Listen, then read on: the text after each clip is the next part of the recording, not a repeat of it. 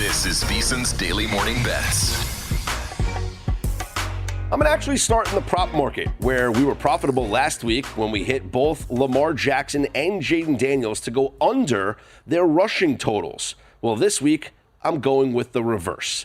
If you watched that Ravens game last week against the Raiders, it seemed like Lamar Jackson had no interest in running the football. He ran it 16 times in week 1 against the Kansas City Chiefs, and during the week, when asked about how much he ran the football, he said, quote, "That type of game, you do what you gotta do," end quote.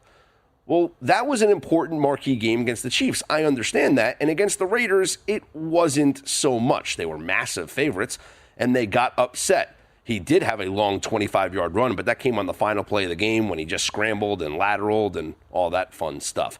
But this week, they are 0-2, staring at the potential of going 0-3, which would be devastating to their postseason hopes. And it's Lamar Jackson going up against Dak Prescott, a quarterback who just got paid more than any quarterback in NFL history. And Lamar Jackson, being the MVP, sitting here saying, hey, maybe I should be paid higher than any quarterback in NFL history.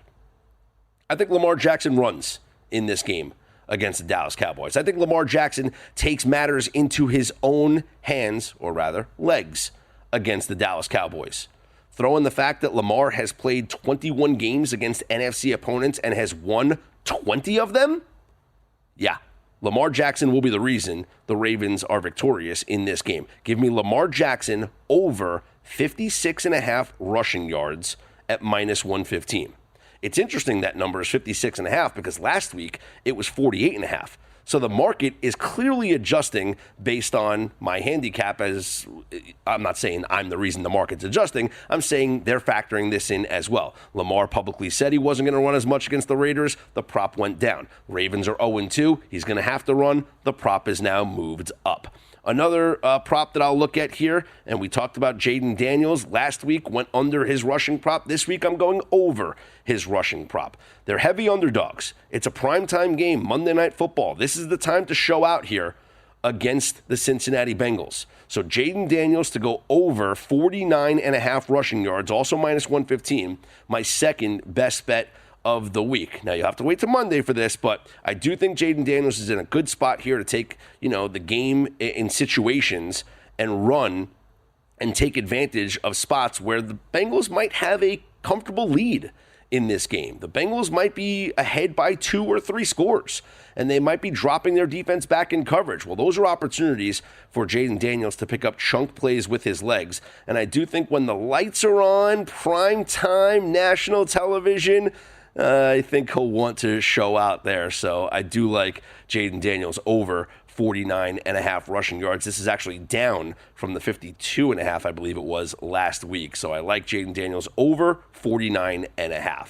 My third prop is going to be an under on rushing attempts for Cam Akers of the Houston Texans. It's at 15.5.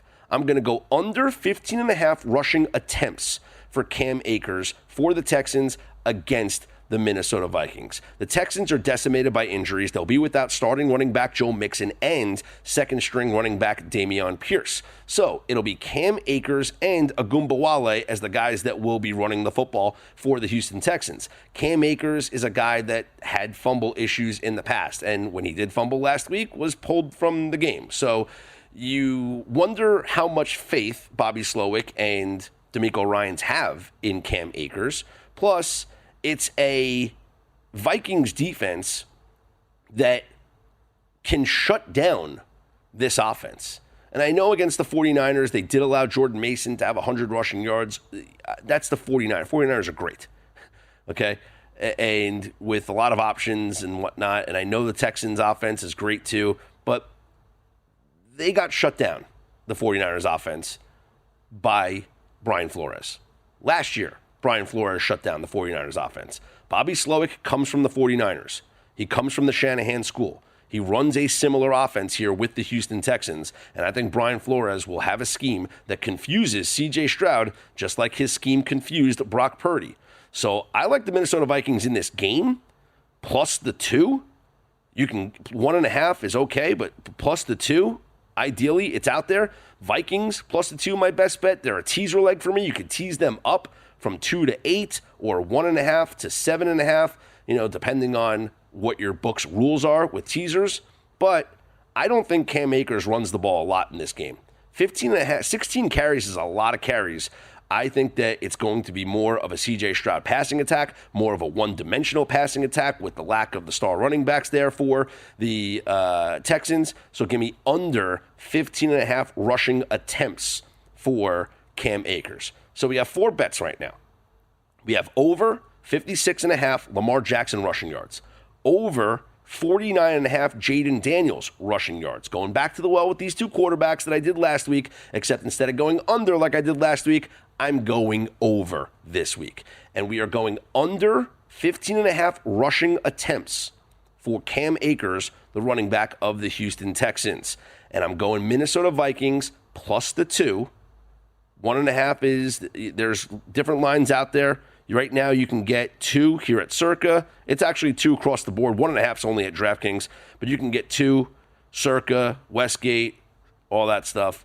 And if your book allows for a teaser leg to push and you get your money back rather than a push being a loss, then teasing from 2 to 8, I do like on the Minnesota Vikings. And then your other teaser leg would be the Chargers from 2 to 8.5. I think that is going to be an incredibly low-scoring game. The total is down to 35. I don't think Justin Herbert plays in this game, much like I don't think Jordan Love plays in the game for the Green Bay Packers. Without Justin Herbert, with an offense that already runs the football more than anybody in the NFL, against a Steelers defense that loves to get after the quarterback, I don't see the Chargers, with Greg Roman calling this offense, having Easton Stick and Taylor Heineke drop back and pass multiple times. This is going to be a heavy dose of running for the Chargers. And we know the Steelers' offense is not going to do anything with Justin Fields. They have 1 touchdown this season through 2 games. Yes, they're 2-0, but it's because of their defense. This is going to be a low-scoring game. I love the under in every Steelers game. But this one in particular, with the Chargers defense, with the Steelers defense, with the way the Chargers run the football, without Justin Herbert, I love the under here. 35 is low.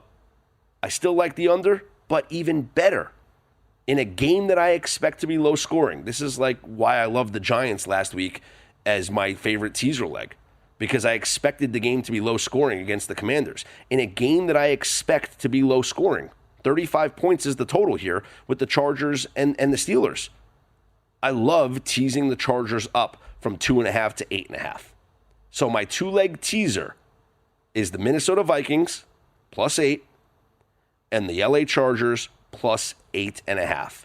Make sure that you're only laying minus 120 on your 2-leg teaser. And because one of those legs is on the key number of 8, make sure that your book has good teaser rules, meaning that if a tie happens, it is just a push and you get your money back. Those are the best bets. Those are the VSiN Daily Morning Bets. If your job at a healthcare facility includes disinfecting against viruses, you know prevention is the best medicine. And maintaining healthy spaces starts with a healthy cleaning routine. Grainger's world-class supply chain helps ensure you have the quality products you need when you need them. From disinfectants and cleaning supplies to personal protective equipment, so you can help deliver a clean bill of health. Call 1-800-GRAINGER, click Grainger.com, or just stop by. Grainger, for the ones who get it done.